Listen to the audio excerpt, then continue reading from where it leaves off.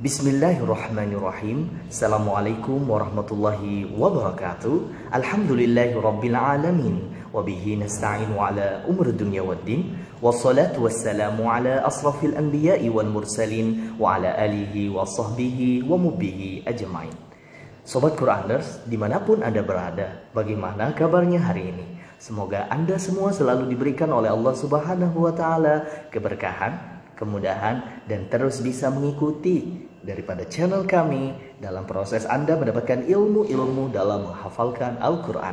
Hari ini insya Allah kita akan mempelajari tentang bagaimana kita bisa mengenal target dalam menghafal Al-Quran.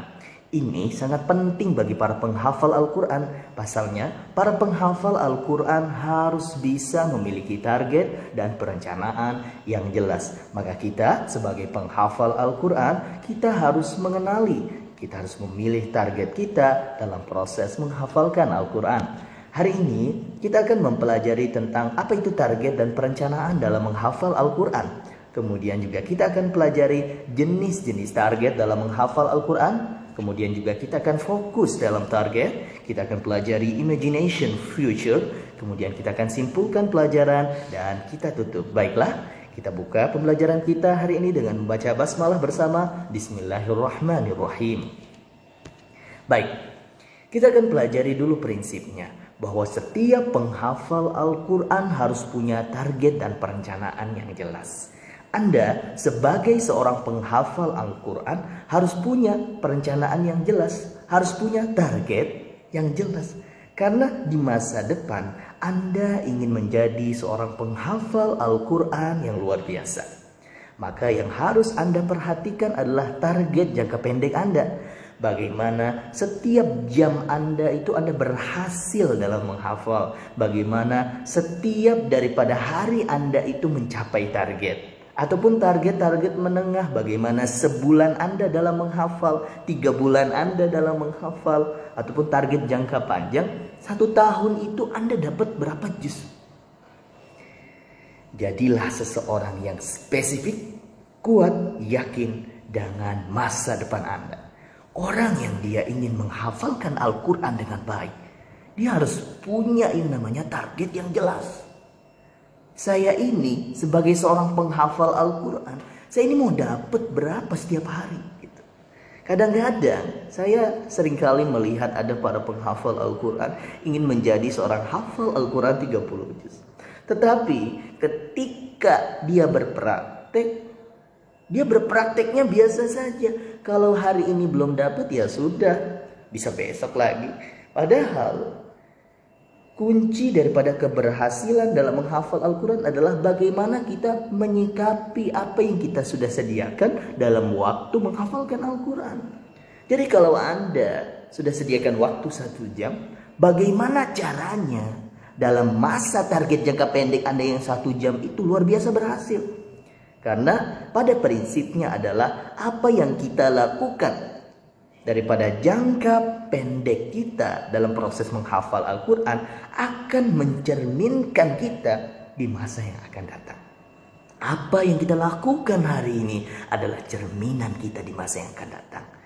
Sebagai seorang penghafal Al-Quran, kita ingin menjadi seorang hafal Al-Quran 30 juz mutqin, maka kita harus punya susunan-susunan target jangka pendek, jangka menengah, kemudian untuk jangka panjangnya. Dalam target-target tersebut harus spesifik, harus betul-betul kita maksimalkan, harus betul-betul punya mujahadah, harus punya keyakinan dalam prosesnya.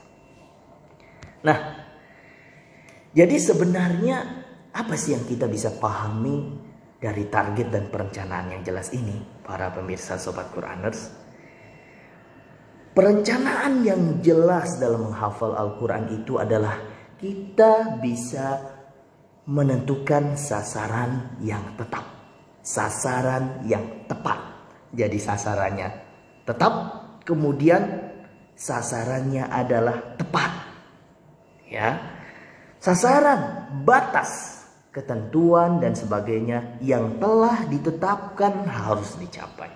Jadi ketika kita sudah menetapkan sebuah sasaran, saya 1 jam ini harus dapat 1 ayat, saya 1 jam ini harus dapat 1 baris, saya 1 jam ini harus hafal setengah baris deh, biar Anda bisa konsisten. Tetapi target-target yang kita sudah tetapkan itu harus kita capai. Jangan sampai kita punya target yang luar biasa, tapi gak pernah kita mencapainya. Nah, inilah yang penting bagi para penghafal Al-Quran. Dalam proses menghafal Al-Quran yang mencakup target jangka pendek, jangka menengah, jangka panjang, demi terrealisasinya sebuah impian dengan usaha yang maksimal dan pantang menyerah dalam prosesnya. Jadi target yang kita sudah tetapkan itu harus kita capai. Dengan cara apa? Dengan cara kita berusaha maksimal, ya, kemudian juga kita pantang menyerah dalam prosesnya. Ya, ini sangat penting bagi para penghafal Al-Quran.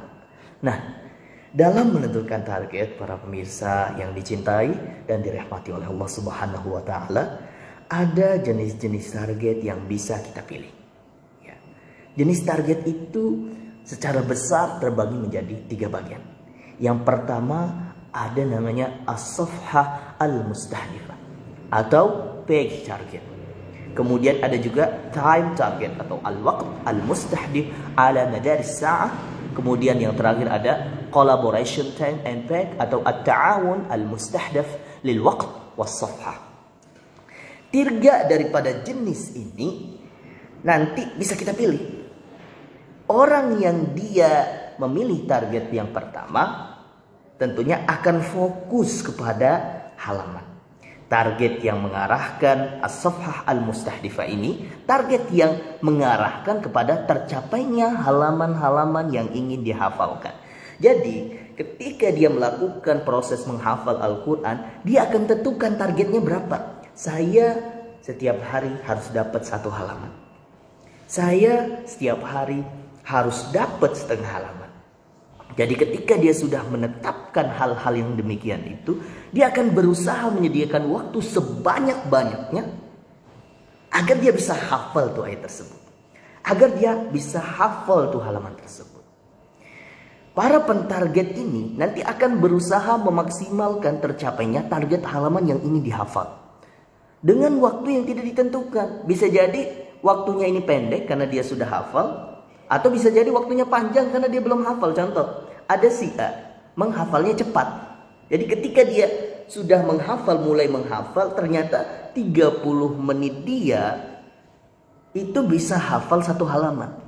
Karena memang target dia 1 halaman, ya sudah, artinya sudah selesai target dia. Karena dia focusingnya itu mengarahkan daripada target dia itu adalah bagaimana dia hafal 1 halaman dengan waktu berapapun itu. Kalau sudah selesai ya targetnya, ya sudah gitu. Jika sudah tercapai targetnya halaman, maka tercapailah tujuannya. Orang jenis yang seperti ini, dia akan memilih dalam proses menghafalkan Al-Quran, dia akan memilih page target. Target saya adalah halaman. 1 halaman setiap hari. Jika saya belum dapat 1 halaman setiap hari, saya akan tambahkan target saya akan tambahkan waktu saya dalam proses menghafalkan Al-Quran. Ya, ini penting sekali. Saya izin minum dulu ya. Bismillah.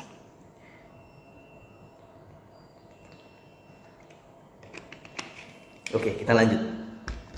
Yang kedua ada time target. Time target ini adalah sebuah proses dalam menghafalkan Al-Quran yang dia ketika menghafalkan Al-Quran, dia akan fokus kepada waktunya. Target ini mengarahkan kepada waktu yang sudah dicapai atau ditetapkan. Yang sudah ditetapkan. Jadi waktunya itu ditetapkan dulu. Saya ini sebagai penghafal Al-Quran, saya mau investasi berapa nih untuk waktu saya? 1 jam kah? 2 jam kah?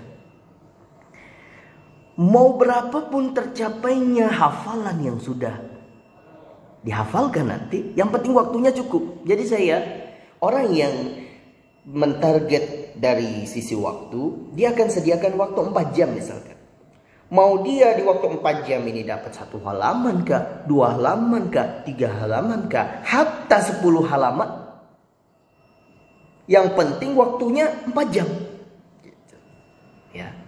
Yang terpenting adalah waktu yang harus dipenuhi sesuai dengan yang sudah ditetapkan tadi di awal. Maka tercapainya halaman bukan merupakan tujuannya. Tujuannya adalah maksimal dan tepat waktu dalam time yang sudah ditetapkan. Jadi ada orang yang dia target waktunya 4 jam. Ya, ternyata dalam waktu 4 jam ini dia hanya dapat 1 halaman. Ya nggak ada masalah. Yang penting waktu dia ini tercapai. Jadi ada orang yang dia fokus, Anda bisa pilih fokus kepada halaman Anda. Kemudian Anda juga bisa memilih fokus kepada time target Anda. Nah, kemudian ada juga orang yang dia berkolaborasi dalam itu. Jadi antara time-nya dia tetapkan, kemudian targetnya dia tetapkan. Saya menghafalkan Al-Quran setiap hari 2 halaman dengan waktu 4 jam. Ya. Jadi orang yang dia melakukan target kolaborasi antara waktu dan halaman ini yang sudah ditentukan di awal para petarget mengukur berapa waktunya nih. Saya 2 halaman itu biasanya 4 jam. Jadi dia sudah tetapkan itu. Kemudian dia akan menghafalkan Al-Quran nih. Dalam prosesnya dia menghafalkan Al-Quran, dia sesuaikan per 1 halamannya, terus berjalan waktu berjalan. Pokoknya targetnya 2 halaman dan waktunya 4 jam. Gitu ya. Kalau targetnya belum tercapai, waktunya akan ditambah. Kalau targetnya sudah tercapai, meskipun waktunya ini masih kurang, contohnya masih 3 jam kan 4 jam tadi. Dia sudah dapat 2 halaman, padahal masih berjalan 3 jam. Dia nggak nambah 1 halaman. Dia nggak nambah 1 halaman. Dia akan kuatkan 1 jam ini buat menguatkan 2 halaman ini.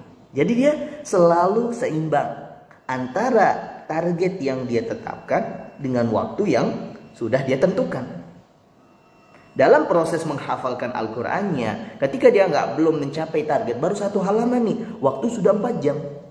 Artinya belum tercapai, dia harus seimbang. Dia tambahkan 1 jam lagi untuk dapat 1 halaman ini. Atau waktunya sudah 3 jam nih, dia sudah dapat 2 halaman. Apakah dia mau nambah 1 halaman lagi? Tidak, dia akan tambahkan 1 jam lagi. Ya, karena waktu target yang 4 jam untuk menguatkan 2 halaman ini. Nah, jadi orang-orang yang bisa seperti ini dah berkolaborasi dalam waktu dan prosesnya. Ala kulli hal, Anda bisa pilih yang mana aja gitu. Nggak ada salah. Anda mau pilih back target kah? Atau mau fokus pada time-nya? Atau Anda mau kolaborasi? Ya, dalam proses memilih target menghafalkan Al-Quran. Tapi ingat, ini Ami Wildan menyampaikan nasihat-nasihat bagaimana Anda harus bisa fokus pada target. Yang pertama, Anda harus punya konsisten. Jadi seorang penghafal Al-Quran itu harus punya konsisten melakukan hal-hal yang mempengaruhi targetmu setiap hari. Jangan lupa buatlah target yang selaras dengan kepribadian. Jadi kalau target kita setiap hari itu harus sesuai dengan pribadi kita. Kita ini mampunya berapa gitu loh. Sesuai dengan aktivitas kita. Kita ini aktivitasnya gimana gitu. Selaras dengan kepribadian kita. Saya sanggupnya ini berapa gitu. Ada orang, wah saya harus dapat 10 halaman. Tapi dari sisi kepribadian dia belum bisa. Dari sisi activity dia belum bisa. Jadi harus disesuaikan dengan kemampuan pribadi. Kemudian cobalah untuk berhenti berselancar di media sosial. Karena kita ini mau fokus ya. Dulu saya kalau di pesantren dulu, dalam proses menghafal Al-Quran itu nggak boleh bawa gadget. Karena kenapa? Supaya fokus. Kemudian juga kita harus beristirahat sesuai dengan porsinya. Karena kita ini mau fokus, mau mencapai target-target yang luar biasa. Makanya kita harus bisa istirahat. Istirahat sesuai dengan porsinya. Karena kita mau belajar dengan luar biasa, menghafal luar biasa. Kemudian jangan pernah gandakan target pencapaianmu kecuali sudah merasa ringan. Nah ini penting ya. Ada orang yang, wah 1 halaman kayaknya udah ringan langsung nih. Belum konsisten. Belum bisa setiap hari, udah mau nambah 2 halaman gitu. Ya. Ketika Anda sudah menetapkan target Anda dalam proses menghafal Al-Quran, lakukan sampai Anda betul-betul merasa ringan. Makanya dari awal kita sudah rasakan tuh keringanan-keringanan menghafal. Sepertinya kalau 1 halaman terlalu ringan dia buat saya. Saya bisa tambah 2 halaman misalkan. Atau Ustadz, Saya ini satu ayat sudah berat sekali. Oke, kalau berat setengah baris aja deh. Yang penting Anda itu ringan gitu loh. Anda bisa konsisten walaupun sedikit, tapi Anda bisa konsisten. Daripada Anda banyak-banyak, besok Anda nggak ngelakuin lagi gitu loh. Nah, ini penting sekali bagi proses menghafalkan Al-Quran. Kemudian kita harus juga punya namanya, mulailah kedisiplinan dalam membagi waktu kita dalam proses menghafal Al-Quran. Kemudian juga mulailah dengan mudah. Yang mudah-mudah, mulailah dengan yang mudah-mudah. Kemudian gunakan pengingat sticky notes-nya. Ya, ada sticky notes-nya gitu kan. Kalau penghafal Quran kan ada yang kertas warna-warna itu ditempel gitu di Qurannya, nih harus halaman begini gitu. Jadi kreativitasnya itu ada gitu dalam proses menghafal Quran. Nah, makanya ada yang harus kita perhatikan lebih dalam nih dalam proses menghafal Al-Quran. Bagaimana kita bisa melihat step by step dalam aspek-aspek langkah target.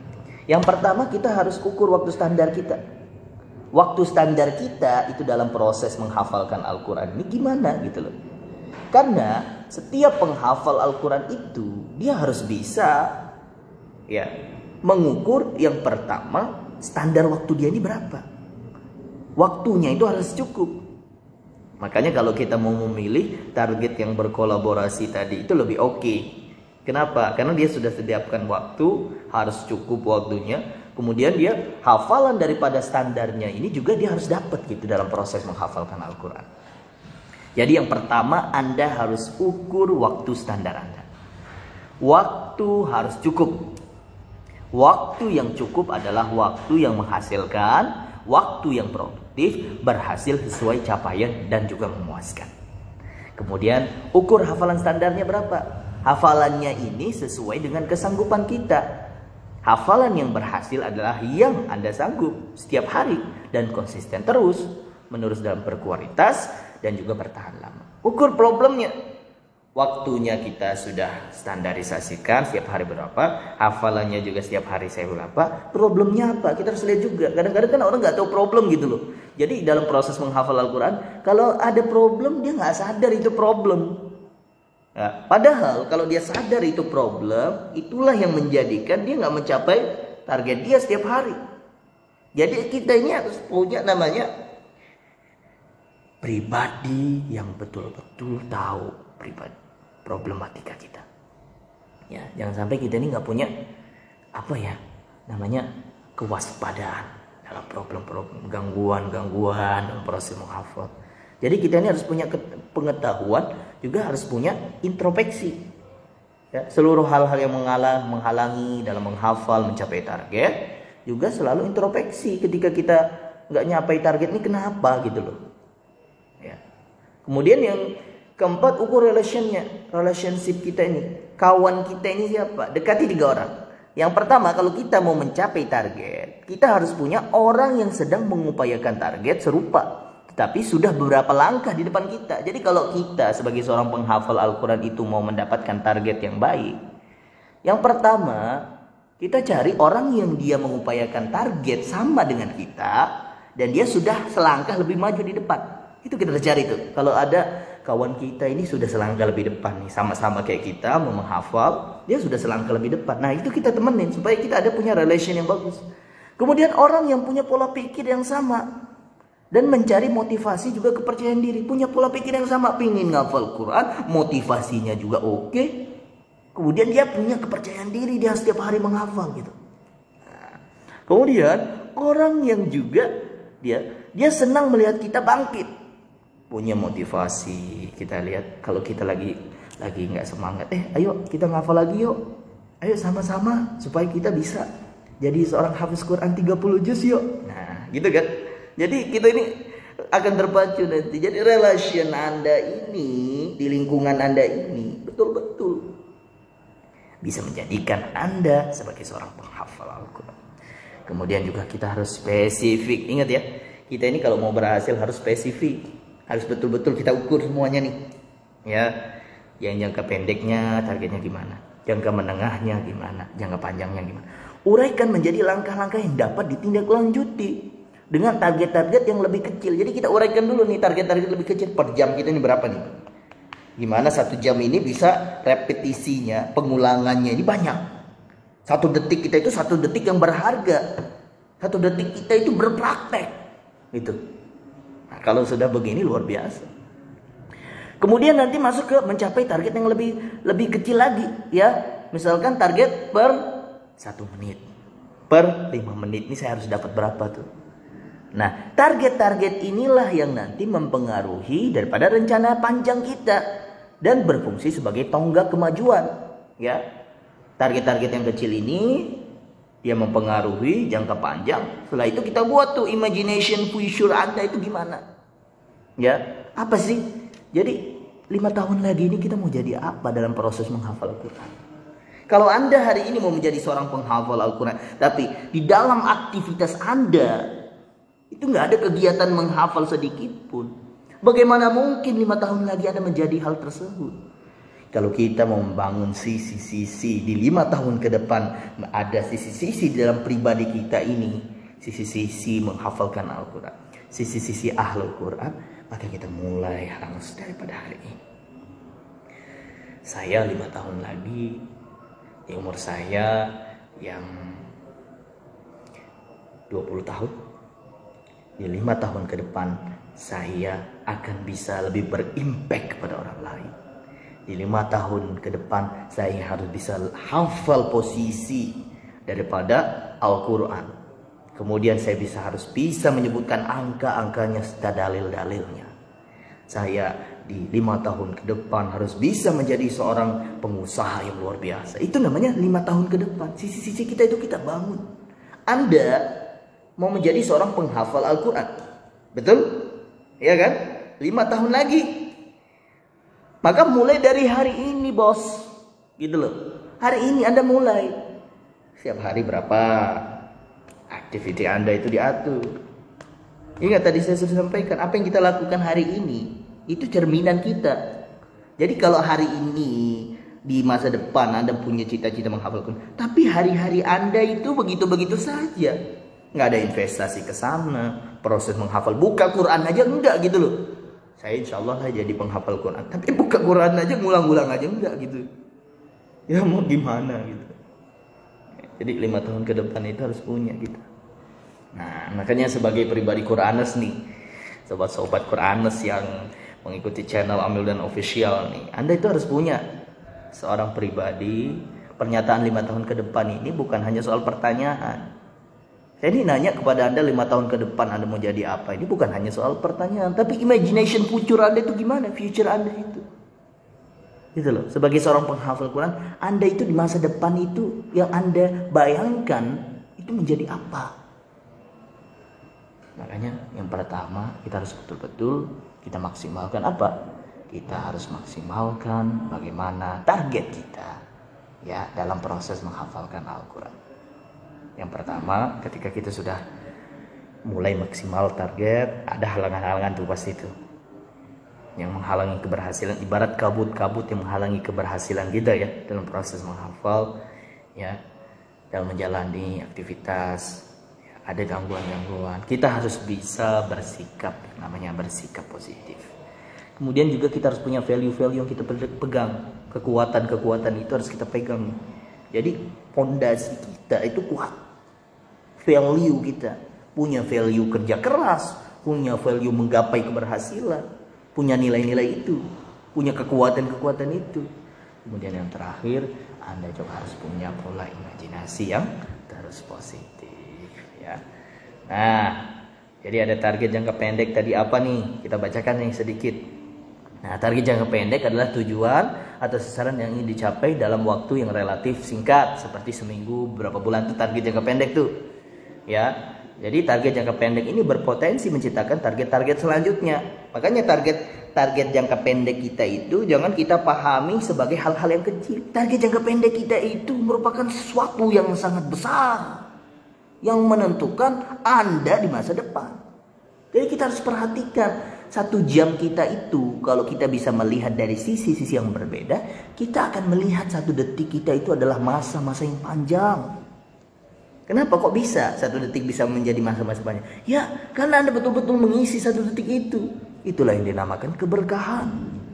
Anda bisa mengisi 1 jam Anda dengan memaksimalkan kegiatan-kegiatan yang luar biasa. Imam Syafi'i rahimahullah, bagaimana di setiap harinya bisa menjadikan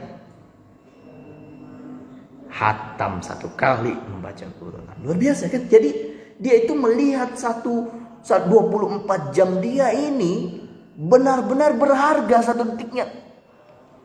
Jadi seperti itu. Ini kunci sukses yang saya berikan kepada Anda. Ya. Maka target jangka panjang ini biasanya akan lebih terarah. Ya, jadi kalau target tadi, sedangkan target jangka panjang tadi, ya, hal tersebut mungkin membutuhkan suatu proses yang panjang, kompleks ya. Ya, ada nanti bayangan. Makanya target jangka panjang itu biasanya lebih diarahkan tuh, harus bagaimana, memiliki kerangkanya, ada fokusnya ada. Tapi kalau target jangka pendek kan dia adalah target yang merancang bertahap. Yang paling penting itu Anda perhatikan aja waktu-waktu Anda yang pendek itu. Perhatikan. Anda buat target jangka panjangnya ini apa nih? Vision dan missionnya. Kemudian Anda juga harus total action dalam jangka pendek Anda, gitu ya. Nah, makanya di sini ada nilai-nilai nih yang harus kita perhatikan.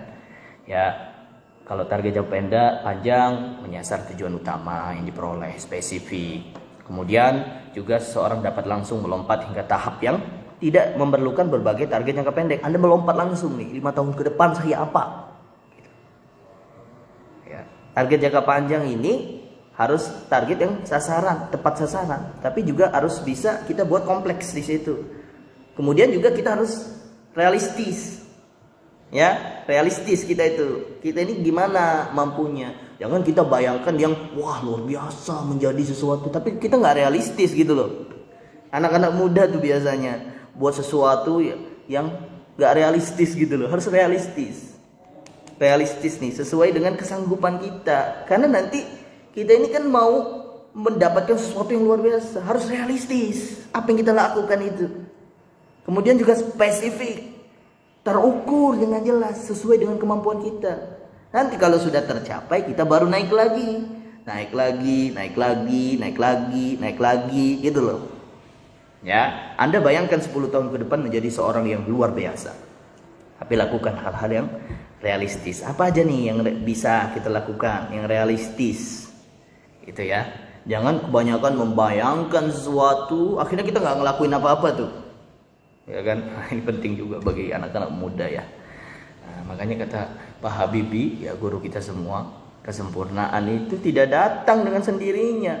Jadi kalau Anda mau sempurna dalam proses menghafal Al-Quran, dia nggak datang sendirinya bos. Ya, dia akan datang kalau kita upayakan. Kesempurnaan itu kita harus nilai. Proses dan hasil pekerjaan itu harus diawasi bos. Ya. Jadi Anda ini punya proses, awasi, introspeksi. Kesempurnaan itu kalau Anda mau dapat kemungkinan itu harus diupayakan, diawasi, oke? Sobat Quranis dimanapun Anda berada. Nah, banyak kesimpulan pada pembahasan hari ini. Sebagai seorang penghafal Quran, tentunya kita harus memiliki perencanaan yang jelas ya, juga merealisasikannya dengan target harian hingga tahunan. Dengan begitu waktu yang didapatkan selalu ada benefitnya. Jadi waktu yang kita sediakan itu ada benefitnya, ada aja yang dia dapat. Enak gak kalau kayak gitu? Jadi setiap waktu dia ada aja yang dia dapat, benefitnya ada. Nah, kebaikan hidup kita di masa yang akan datang, terutama dalam penambahan hafalan Al-Quran kita. Bismillah.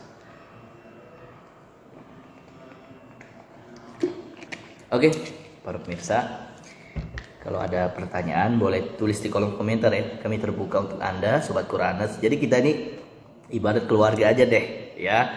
Jadi saya di sini menjadi pembantu Anda dalam proses menghafal Al-Quran. Anda tinggal tanya tuh, aktif kita.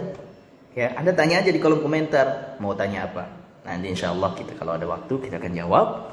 Ya, semoga Anda semua, saya ingin bisa berkontribusi kepada Anda seluruhnya, terutama masyarakat Indonesia dan dunia dalam proses menghafalkan Al-Quran, sehingga Anda semua bisa menjadi seorang pribadi yang cukup ilmu dalam proses menghafal Al-Quran. Saya Amrullah Official, undur diri. Billahi taufiq wal hidayah.